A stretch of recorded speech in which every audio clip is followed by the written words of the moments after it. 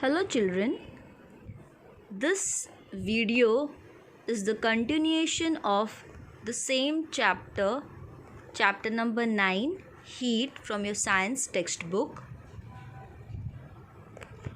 When heat rays fall on an object, a part of the heat is absorbed by the object and a part of it is reflected. So you can see in the image shown, the sun rays falls on the house and it has been reflected back. The ability of a substance to absorb heat radiation depends on its color and also its intrinsic properties. Intrinsic properties means the internal properties. Now, for better understanding, we will perform one experiment. For that, we will require apparatus, 2 aluminium tins of the same size, 2 small glasses, water, thermometer, black paint, etc. Now let's move to procedure. Paint the outer surface of one tin with black paint and let it dry. Then, and one you keep as it is, same. Then, in both the tin, place one glass each filled with water at the same temperature. So you can see in the picture, one glass is kept in that each tin. Now, place them in the hot sun. Keep them for 2 hours. Now, measure the temperature of the water in the glass in the 2 tins. So what you observe?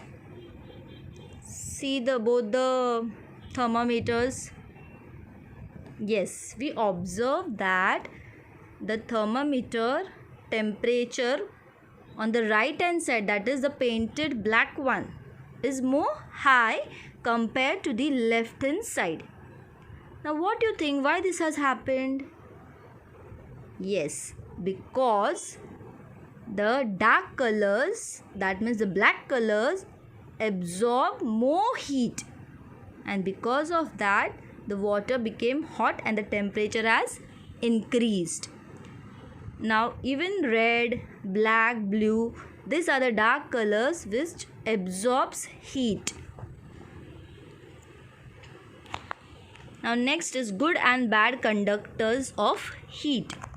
Some substances are good conductors of heat while some are bad conductors of heat. Heat is easily conducted through a copper strip or pot, but not through plastic or wood. Place a steel spoon, a copper strip or rod, a divider from your compass box, a pencil and a plastic ruler in a glass beaker. So these things we have to put in the glass beaker. Now pour hot water into the beaker. Then wait for a while.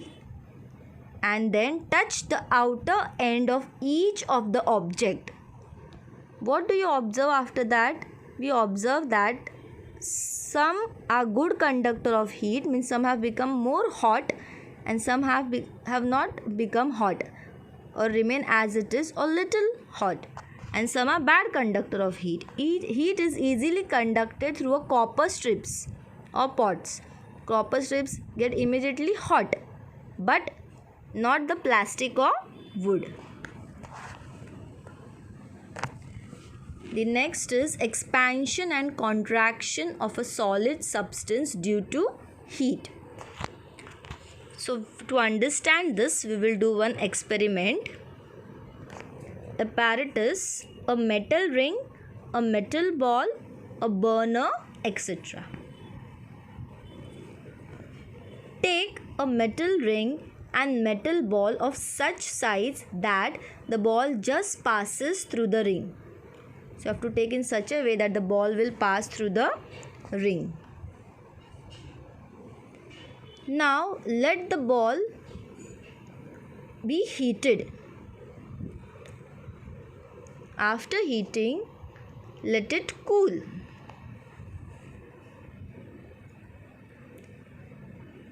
After it has been cooled, check whether it passes through the ring. Again, we have to check whether it can pass through the ring.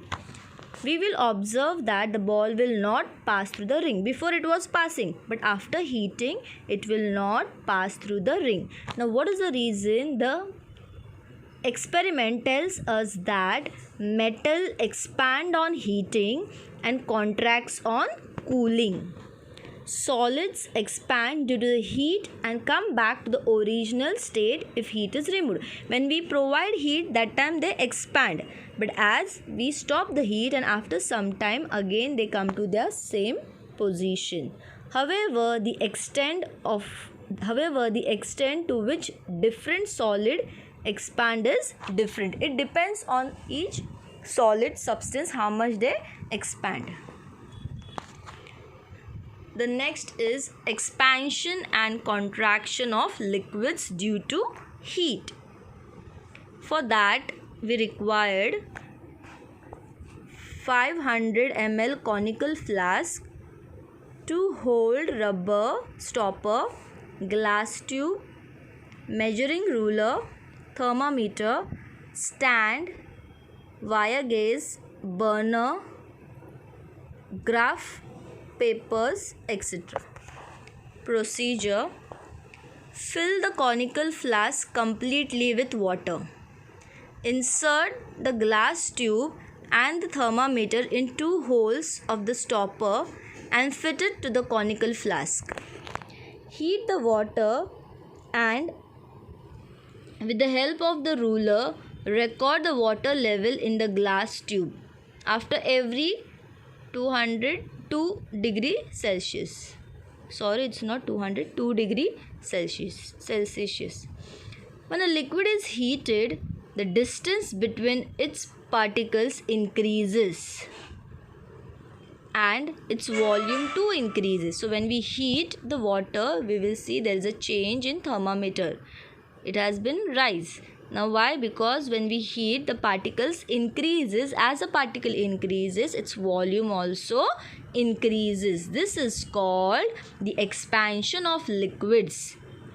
When its temperature fall, the liquid contracts. Means again they come to their normal position. The next is expansion and contraction of gases due to heat. For that we will require, for the experiment, glass bottle, balloon, hot water, etc. Procedure: fix a balloon on the mouth of a glass bottle. Hold this bottle in hot water. After holding it in the hot water, see what happens. Observe. The volume of a gas increases on heating. So you can see the balloon. The volume has been increased. This is called contraction of gas.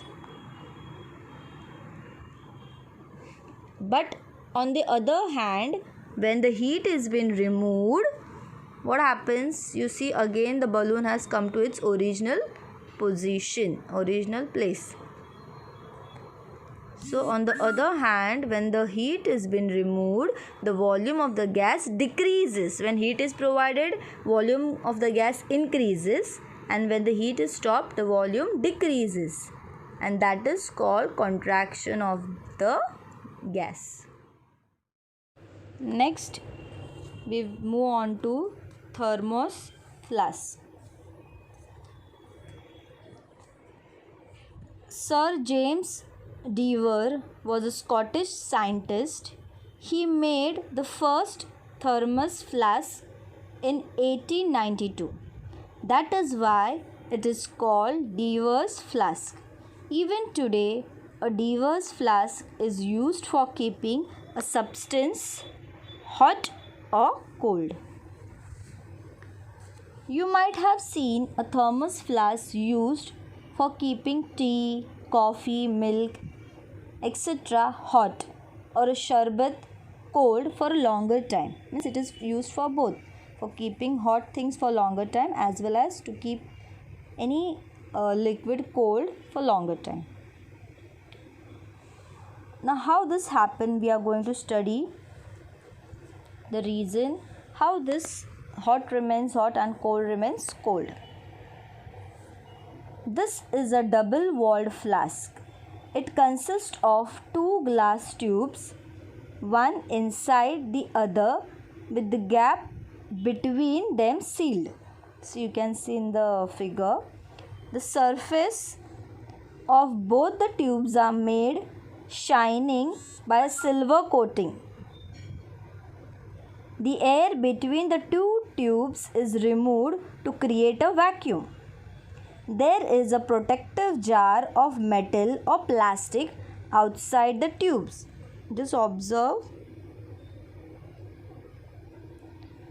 For the protection of the flask, pieces of sponge or rubber are fixed between the outer jar and the flask. Now, what are the functions of the thermos flask? When a hot substance is placed in a thermos flask, the heat going out gets reflected due to the shining surface of the inner tube. Hence, heat is not radiated. Neither conduction nor convection of heat occurs because of a volume. Now, we have studied all this: radiation, convection, conduction. As a result, heat is not transferred to the outer cooler region and is retained inside for a longer time. Understood? What is the reason why the heat is not going out, and what is the reason why it remains hot inside? Still, a little heat is lost from around the lid and by a small amount of conduction through the glass. Therefore, the hot substance does not remain as hot after 2 or 3 hours. As because of the lid, the little part is little open, the conduction takes place. And because of that, they remain hot, but not for more than 3 to 4 hours. Children, now for your assignment, you will write the question answers from your science textbook, page number 63 in your science notebook. Thank you.